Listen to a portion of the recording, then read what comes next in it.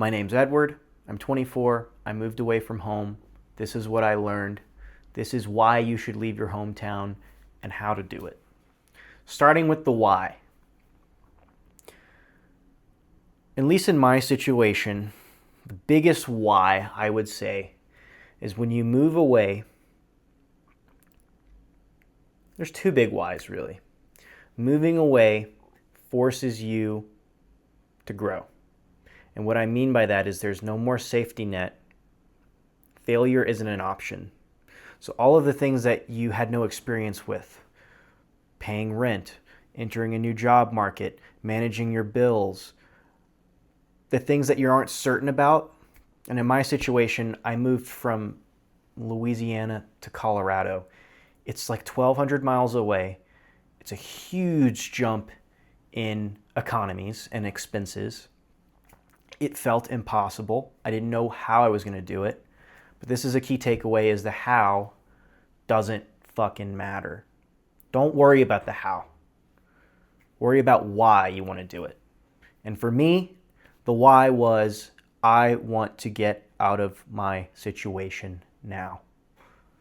I'm tired of being where I am.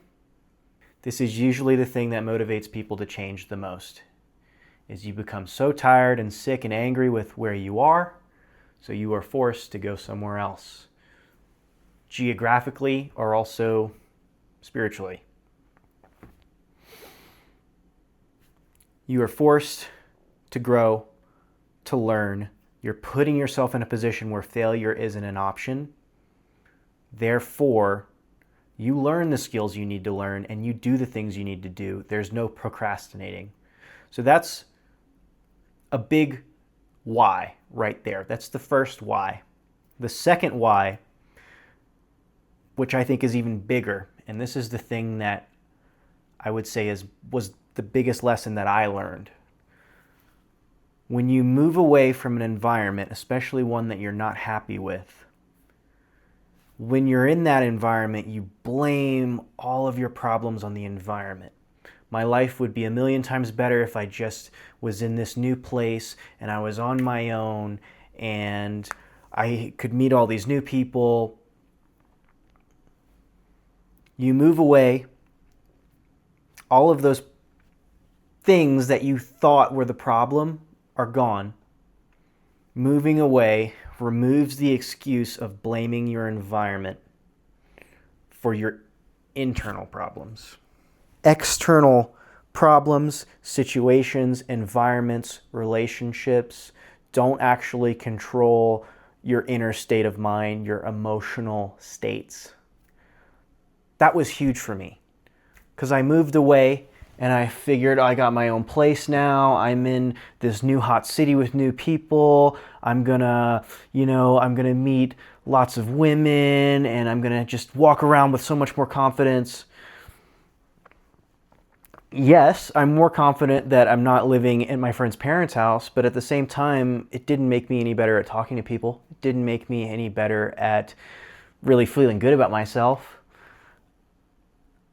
But it was a blessing because I learned, oh, wait, that's all in my head. It's not something that I need to go out and change. It's something I actually need to look inward to and start to change the way I act. Not the things that are around me, the things that I'm looking for. So that's why you got to move out. You got to move away. Now, looking back to that 20-year-old version of me, it felt impossible. I felt like I couldn't financially do it. I felt like I would get out there and fail. And so here's what I did. This is me explaining, I would say, the 3 core pillars of what it took for me to actually take the jump. Starting with, you need one friend.